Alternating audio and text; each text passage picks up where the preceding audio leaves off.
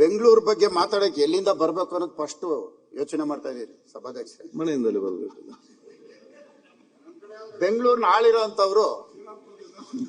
ಬೆಂಗಳೂರಿನ ಆಳಿರೋಂಥದ್ರಲ್ಲಿ ಮೊದಲನೇದಾಗಿ ನಮ್ಗೊಂದು ಶಾಸನ ಸಿಕ್ಕಿದೆ ಸಭಾಧ್ಯಕ್ಷ, ಬೇಗೂರು ಶಾಸನ. ಬೆಂಗಳೂರು ಅನ್ನೋದು ಅಲ್ಲಿದೆ, ಅಲ್ಲಿಂದನೇ ಪ್ರಾರಂಭ.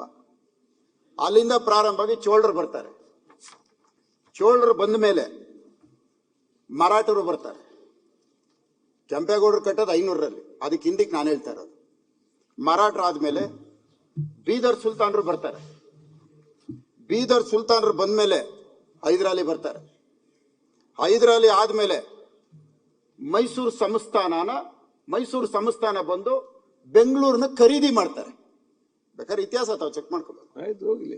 ಅದಾದ್ಮೇಲೆ ನಾವು ರಾಜ್ಯ ಸರ್ಕಾರ ನಾವು ಬರ್ತೀವಿ. ಸ್ವಾತಂತ್ರ್ಯ ಆದ್ಮೇಲೆ ನಾವು ಬಂದ ಮೇಲೆ ಏನೇನಾಗಿದೆ, ಬ್ರಿಟಿಷ್ ಅವರು ಬಂದ ಮೇಲೆ ಏನೇನು ಕೊಟ್ಟರು.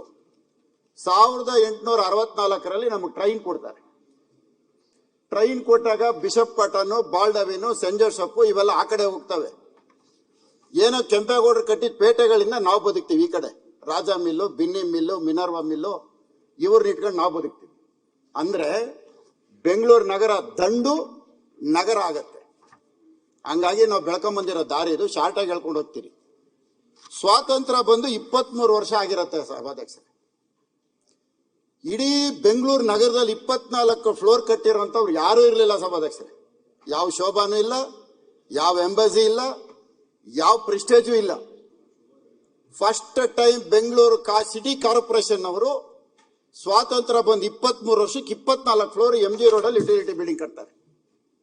ಆ ಯುಟಿಲಿಟಿ ಬಿಲ್ಡಿಂಗ್ ಕಟ್ಟೋದಕ್ಕೋಸ್ಕರ ಆವತ್ತಿನ ಪ್ರೆಸಿಡೆಂಟ್ ವಿ ವಿ ಗಿರಿ ಅವರು ಬರ್ತಾರೆ.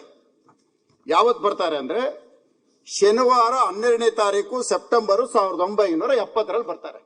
ಗುದ್ಲಿ ಪೂಜೆ ಮಾಡ್ತಾರೆ. ಇವತ್ತು ನಾನೊಬ್ಬ ಪ್ರೊಡ್ಯೂಸರು. ಯಾವ ಕಂಟ್ರಿನಲ್ಲೂ ಮಲ್ಟಿಪ್ಲೆಕ್ಸ್ ಇರಲಿಲ್ಲ. ಒಂದು ಕಾಂಪ್ಲೆಕ್ಸ್ ಒಳಗಡೆ ಒಂದು ಥಿಯೇಟರ್ ತರಬೇಕು ಅಂತ ಯಾರನ್ನ ಹೇಳಿದ್ರೆ ಆವತ್ತಿನ ಮುಖ್ಯಮಂತ್ರಿಗಳು ವೀರೇಂದ್ರ ಪಾಟೀಲ್ ಅವರು. ಬೆಂಗಳೂರು ಬೆಳೆದು ಬರ್ತಾ ಇರೋ ದಾರಿ. ಅದಾದ್ಮೇಲೆ ನಮಗೆ ಬೆಂಗಳೂರಿನ 1900ನೇ ಇಸ್ವಿಯಲ್ಲಿ ಜನಸಂಖ್ಯೆ ಸಭಾಧ್ಯಕ್ಷರೇ, ಬೆಂಗಳೂರು ನಗರದ ಜನಸಂಖ್ಯೆ 1970ರಲ್ಲಿ 16ರಿಂದ 17 ಲಕ್ಷ ಇತ್ತು. 1970 ಆವತ್ತಿನ ದಿನ ವಿ ವಿ ಗಿರಿ ಅವರು ಬಂದು ಗುದ್ಲಿ ಪೂಜೆ ಮಾಡಿದಾಗ ಬೆಂಗಳೂರಿನ ಜನಸಂಖ್ಯೆ, ಆವತ್ತಿನ ಟ್ಯಾಕ್ಸ್ ಎಷ್ಟಿರುತ್ತೆ, ಆವತ್ತಿನ ಬಡ್ಜೆಟ್ ಎಷ್ಟಿರುತ್ತೆ, ಆವತ್ತು ತಗೊಂಡಂತ ತೀರ್ಮಾನ ಆ ಕಟ್ಟಡ ಈ ತರ ಹಂತ ಹಂತವಾಗಿ ಬಂತು. ಅದಾದ್ಮೇಲೆ ಇದ್ಕಿದ್ದಂಗೆನೆ ಬೆಂಗಳೂರು ಬಹಳ ಫಾಸ್ಟ್ ಆಗಿ ಆಗೋಯ್ತು. ಏಕಾಏಕಿ 1986ರಲ್ಲಿ ಸಾರ್ಕ್ ಸಮ್ಮೇಳನ. ಆವತ್ತು 42 ಲಕ್ಷ ಜನಸಂಖ್ಯೆ. ಉತ್ತರಕ್ಕೆ ಮೇಕ್ರಿ ಸರ್ಕಲ್ ಆಚೆ ಊರಿಲ್ಲ, ಮಣ್ ರೋಡು. ಪಶ್ಚಿಮಕ್ಕೆ ನವರಂಗ್ ಆಚೆ ಊರಿಲ್ಲ, ಮೋದಿ ಹಾಸ್ಪಿಟಲ್ ಆಚೆ. ಈ ಕಡೆ ಆಡ್ಗೋಡೆ ಆಚೆ ಊರಿಲ್ಲ. ಬೆಂಗಳೂರು ನಗರಕ್ಕಿದ್ದ ಶಾಸಕರು ಬರೀ 12 ಜನ. ಗೊತ್ತಾ ಸಭಾಧ್ಯಕ್ಷರೇ? ಸೌತ್ ಅಂದ್ರೆ ಜಯನಗರ, ಬಸವನಗುಡಿ. ಈಸ್ಟ್ ಅಂದ್ರೆ ಭಾರತಿ ನಗರ, ಶಾಂತಿನಗರ. ನಾರ್ತ್ ಅಂದ್ರೆ ಜೈಮಾಲು, ಶಿವಾಜಿನಗರ. ವೆಸ್ಟ್ ಅಂದ್ರೆ ಮಲ್ಲೇಶ್ವರ, ರಾಜಾಜಿನಗರ. ಸೆಂಟ್ರಲ್ ಅಂದ್ರೆ ಚಿಕ್ಕಪೇಟೆ, ಗಾಂಧಿನಗರ. ಸೌತ್ ವೆಸ್ಟ್ ಅಂದ್ರೆ ಬಿನ್ನಿಪೇಟೆ, ಚಾಮರಾಜಪೇಟೆ. ಇಷ್ಟೇ ಬೆಂಗಳೂರು. ಇದಕ್ಕೆ ಮೇಲೆ ಬೆಂಗಳೂರು ಇರಲಿಲ್ಲ. ಇವತ್ತು ಬೆಂಗಳೂರು ಯಾವ ಮಟ್ಟಕ್ಕೆ ಹೋಗ್ತಾ ಇದೆ, ಎಲ್ಲೋಗಿ ನಿಲ್ತಾ ಇದೆ.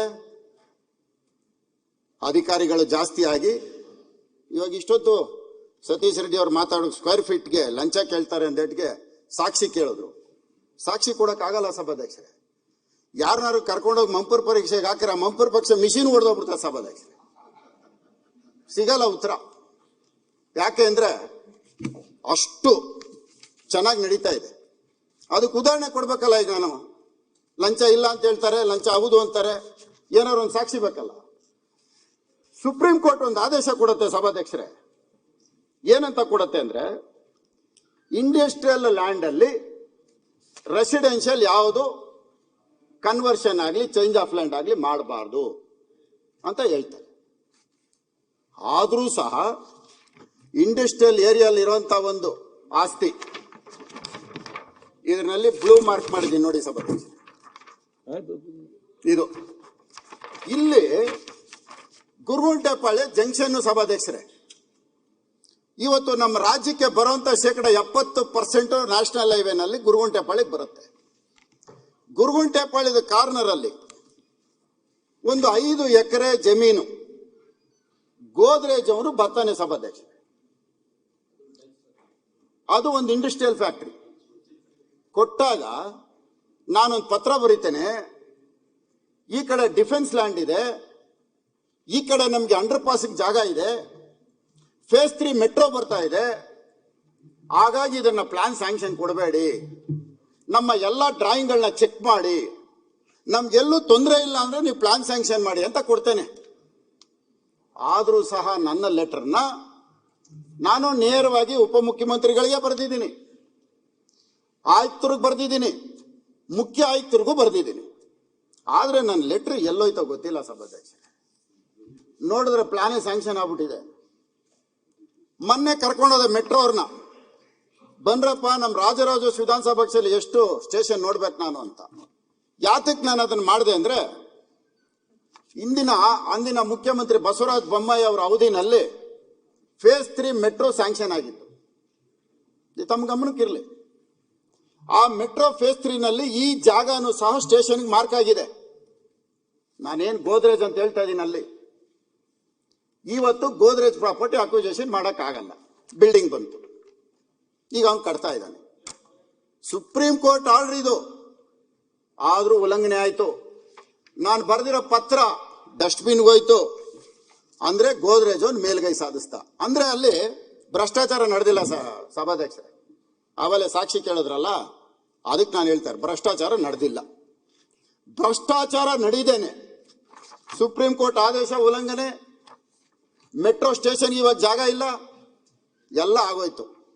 ಇದು ಬಿಡಿ ಸಭಾಧ್ಯಕ್ಷ, ಇದು ಮಾನ್ಯ ಮುಖ್ಯಮಂತ್ರಿಗಳಿದ್ದಾರೆ, ಅವರು ತೀರ್ಮಾನ ಕೊಡ್ಲಿ.